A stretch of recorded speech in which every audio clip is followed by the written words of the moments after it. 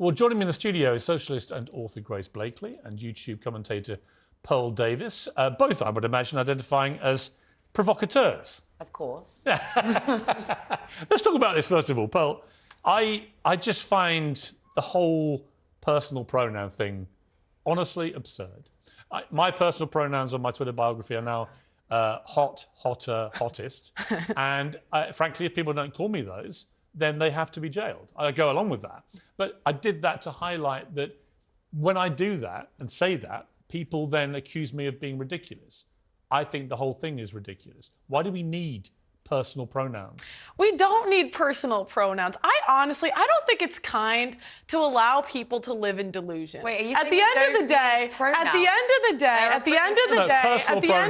other than we don't. the Look, regular. we all know what a man and a woman is. Okay, just because you dress like a woman, talk like a woman, act like a woman, it does not make you a woman.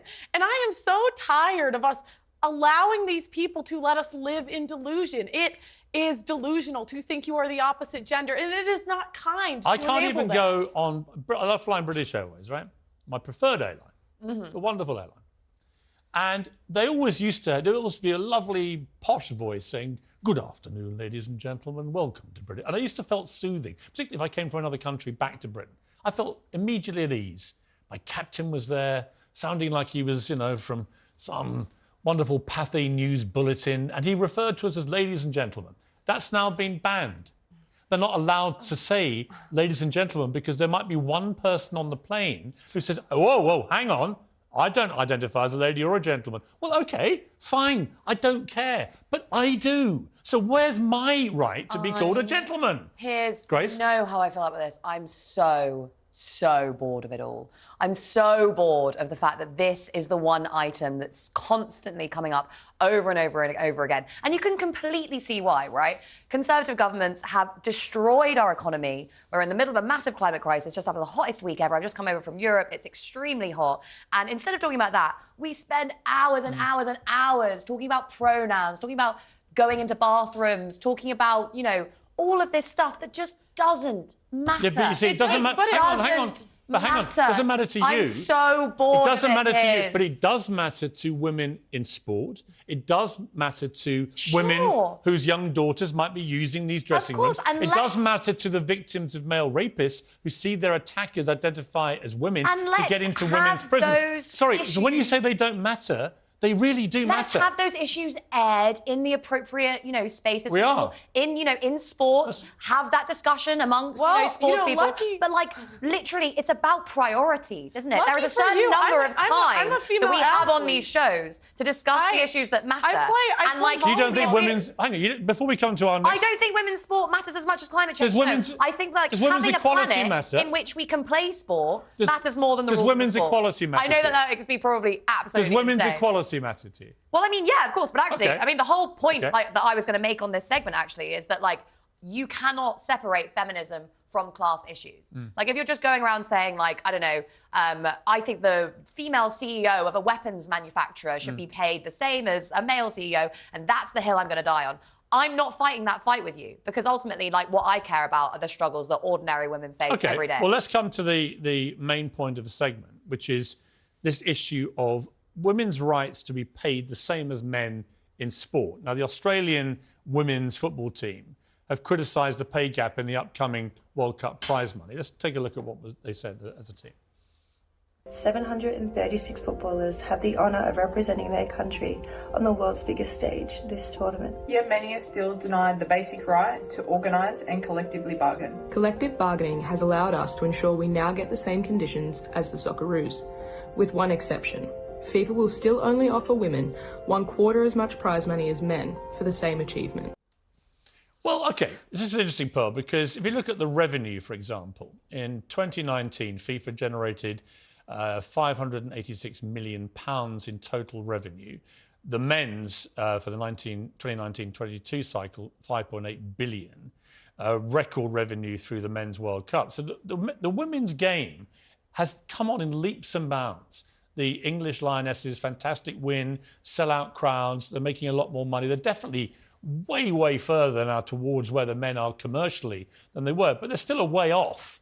And when you saw at Wimbledon, for example, the men's final was watched by 3 times as many people, and yet they were both free to air on the BBC. You could watch both if you wanted to. So there was 3 times as much interest in the men's game. They played 2 sets more per match than the women do, and yet the women get equal pay. I'm not quite sure why. I don't think it's a matter of equality. It's just a matter of fairness, isn't it? Yeah, well, I won. I think all of the women should thank the men for funding our leagues, because most of our leagues would not exist without the men, number one. Number two, when we have the same numbers, then we should get the same pay. I'm sorry, I play volleyball at the highest level, and it's like, when we make what the men make and get the crowds that the men draw, then we should get paid the same. Well, see, why is it actually a fight for equality, Grace? I mean, why, if women in a particular sport, for example, turned out to generate more revenue, right, because they were more watchable, and in America, the women's football team is better than the men, and they do generate, even at school level, far more interest from girls than boys, for example, I don't see why equality should be the aim. Why shouldn't they get paid more than the men? Well, look, I mean, there are all sorts of problems with the way that this market for labour, and it is basically a market for labour, works. Like, I personally don't think that the top football players in the world should be paid as much as they do. I think it's ridiculous, the amount. But that's market force. Exactly. It's market forces. Well, why shouldn't they get that? Should that be the way that we decide, you know, who generates what? They get. Personally, I'm very much in favour of the fact that they came out there and said collective bargaining. Ultimately, like, the average worker in this country hasn't had a pay rise in over a decade. How is that going to change? That's going to change when they organise with one another. I am so tired of women whining. Mate, it's the only person whining at the moment is you. Literally, the men fund our leagues, and we will still whine that we don't get paid enough. And honestly, when athletes do shit like this, it makes all of us look bad. Because instead of being thankful for the league that we have, we go out and whine and complain about the pay. I mean, as I said, I'm not whining. You sound like you're maybe doing a bit of whining. But, like, personally, I don't think we should be whining. I think people should be organising. If you want a pay increase, join a union, get out there and fight for it. That's my view. Should the women footballers get the same as the men? Yeah, I think it probably makes sense. Even if they're not making anything like the revenue? Ultimately, like, it's not going to change. It's not going to change unless they organise. That's actually true across every sector in the economy. If you want a pay rise, join a union and fight for one. Let me ask you this, though. They have got unions. But let me ask you this. On talent alone, for example, as a yardstick, the US women's football team were beaten by a group of under-15 boys from Texas, right, who were very good, under-15 boys, but their under-15 boys team beat them, I think, about 8-9-0 or something. So why should women footballers, who are clearly nowhere near as good as their male counterparts, just technically, why should they get paid anything like as much money? Well, I mean, you know, it sucks, doesn't it, that, like, as a woman, yeah, okay, you play volleyball. I'm a surfer. I absolutely love surfing. It's very hard for women to build up a body strength. This is something that I've learned very much the hard way. And so, surfers, by the way, there is equal pay. Yeah, there is. And actually, you know, it's one of those sports where... Can a woman be as good as a man or not? Well, it's different. It's a different sport, really. It's not, you know, it is the same sport, but it's very different watching a woman surf than it is watching a man surf, because, you know, the average male body is different from the average woman, like, woman's body for all these... But is there any actual technical reason why a woman can't do with a surfboard what a man can do? Yeah, there's loads of reasons. Like, it is about the upper body strength. It's about, like, the way that the body is built. So should women surfers at the elite level get the same as men? But, like, again, I think it just is different. Like, it's a different kind of game, and people watch it. Oh, you're shaking your head. No, I just think when we start making the same amount of money as the men, then we should get paid the same as the men. I don't hear the men whining about OnlyFans models getting paid more than them. I don't hear the men whining about models getting paid more than them. Kendall Jenner is the highest paid supermodel. Where are the male supermodels? But whenever men dominate in an industry, women will just complain.